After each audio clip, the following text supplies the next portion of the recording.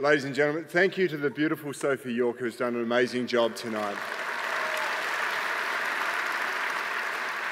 And thank you to all of you.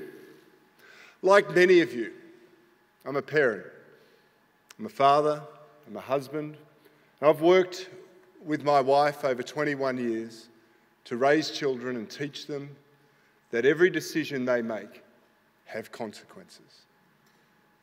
Some of those consequences will be unknown. You take your best shot. But some are entirely predictable. Good and bad.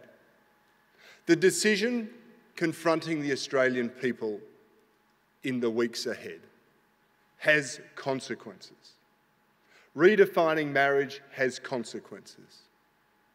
Some will say there are good elements to it. But the negative consequences, the impact it will have on your freedoms and the freedoms of all Australians are entirely predictable because we can see them from the lived experience overseas. Now, many of you will know that I am a champion of freedom, and I want to talk about one of those freedoms briefly tonight. Whilst I may struggle to love my enemies, I will always defend their right to freedom of speech. And freedom of speech is a fundamental pillar of our community. Freedom of speech is something that we should all cherish and defend, and yet it is under attack by those who seek to redefine marriage. And I am deeply concerned. I'm deeply concerned, and that's why, one of the reasons why, I'm trying to educate those of us who take these freedoms for granted.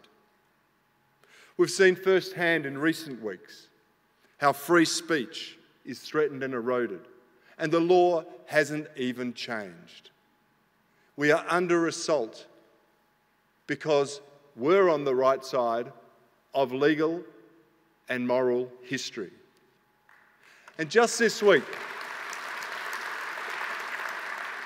just this week in the Senate, despite the protestations that there will be no consequences from changing the Marriage Act, the government sought to introduce a bill cobbled together, described as the Safeguards Bill, and yet it is a bill that will suffocate and stifle freedom of speech in this country. It was a sign of what is to come unless we are vigilant and we can defeat this vote in the weeks ahead.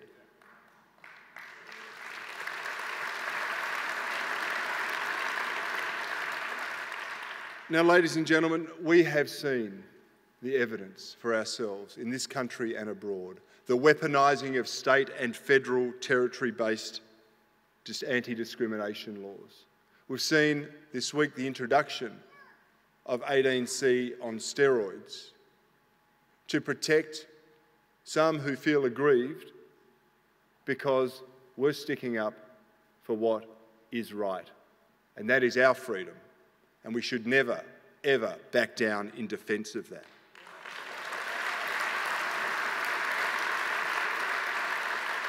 Earlier, Lyle Shelton made reference to the Tasmanian Archbishop who was hauled before a tribunal for daring to uphold the law of the land, daring to minister to his flock about the traditional meaning of marriage, the religious covenant that it entails, found himself before a tribunal.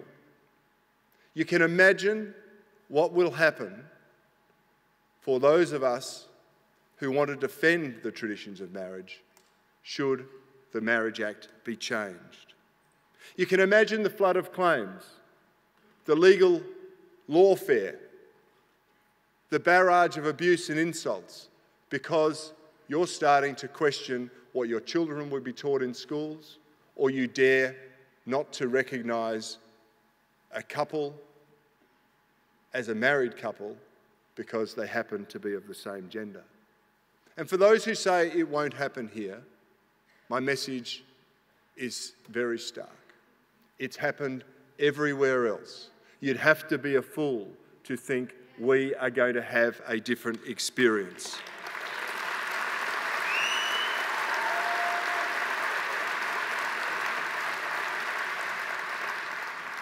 If the state redefines marriage, it also redefines how you can speak, think, advocate, and believe about marriage. How do we get to that circumstance where what you think and believe and advocate about marriage is somehow against the law of the land? That is the very real consequence of what is to come unless we win this battle. And while sections of society will be required to overturn thousands of years of lived history, their moral judgment, their religious values, and their belief in their freedoms, to cater to the whims of a relative few, we will lose something that is precious in our nation, something that makes Australia one of the greatest countries to live in the world.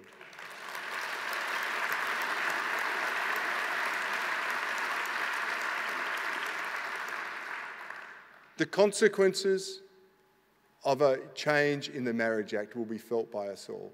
It will impact our fundamental freedoms, none more so than the freedom to express your views, your thoughts, and to speak up about them and advocate in the public square. We see it already. We've seen it overseas. We know the consequences that a yes vote will bring to us.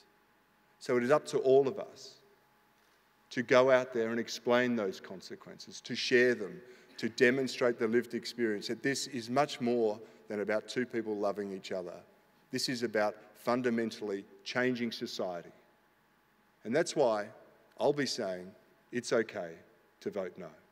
God bless you and God bless Australia.